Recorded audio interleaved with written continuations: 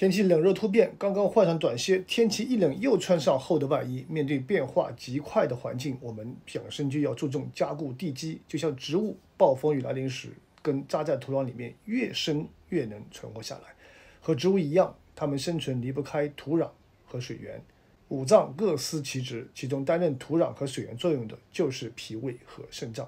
肾对应水，参与全身的水液代谢，不仅将储存的精髓结合摄入的水液转化成精液，输送到五脏六腑功能，还会将体内的废水毒素排出体外。脾对应土，主运化，将摄入的食物等转化成身体需要的水谷精微。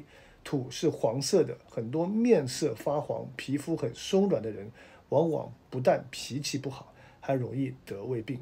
肾水滋养脏腑，脾土是脏腑运行的基础。它俩就是养生必须打好的地基，地基稳固才能建好大楼。大家好，我是吉米，今天教大家调理一穴，它是董氏奇穴中的补肾最强穴——肾关穴。更可贵的是，肾关的补肾作用不是调动肾气，而是通过强六腑补后天脾土来强先天的肾气。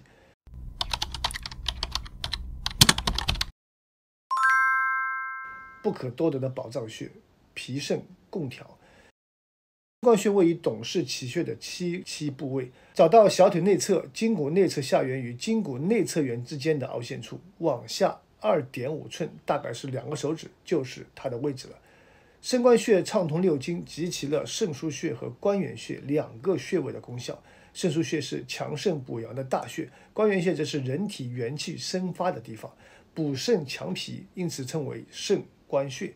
像失眠、肾脏病以及白发脱落，以及经常头发晕、昏沉以及记性变差，都可以通过刺激肾关穴补肾养精来得到调理。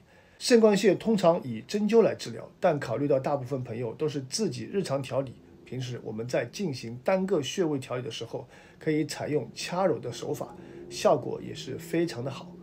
以左腿为例，用大拇指指尖向下发力进行掐，再对着穴位处旋转进行揉，右边同理。掐揉到穴位处感到一股热流涌向全身，就说明达到了最佳的效果。不限次数，每次5分钟，大家手头空闲的时候就可以做。如果能够配合小腿上的足宾穴一起调理，效果更佳。足宾穴是人体的排毒要穴，常被中医用来解肾脏内淤积的湿毒，通过刺激肾经气血将垃圾排出体外。不仅保护肾脏，也顺带泄疏了肝脏的毒素。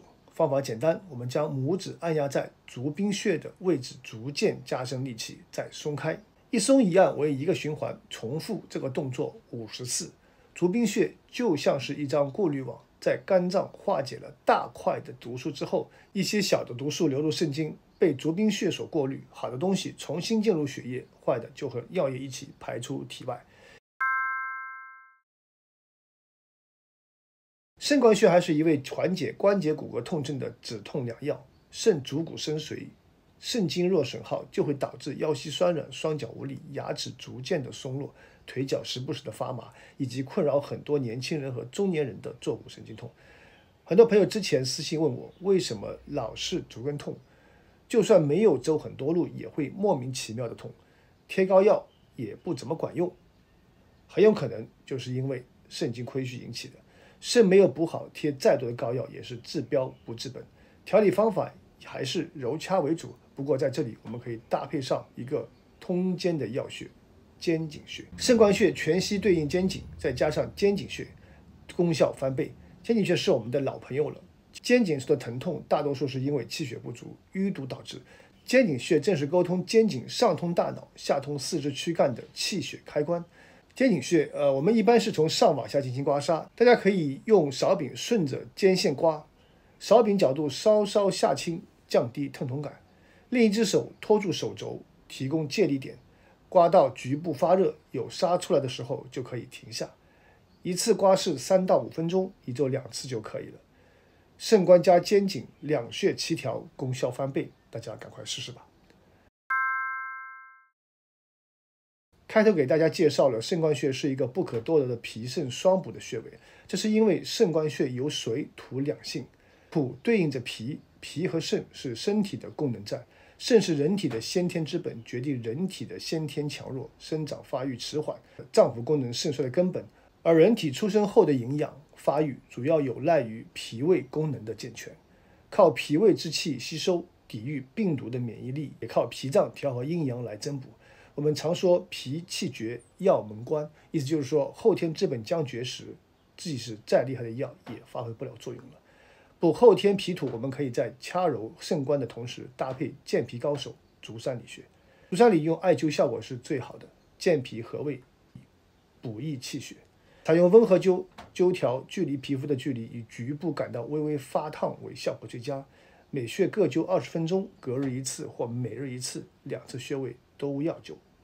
好了，今天的分享就到这里了，您学会了吗？如果你喜欢今天的内容，欢迎订阅、点赞和分享，让更多人共享中医之美。我们下期视频再见。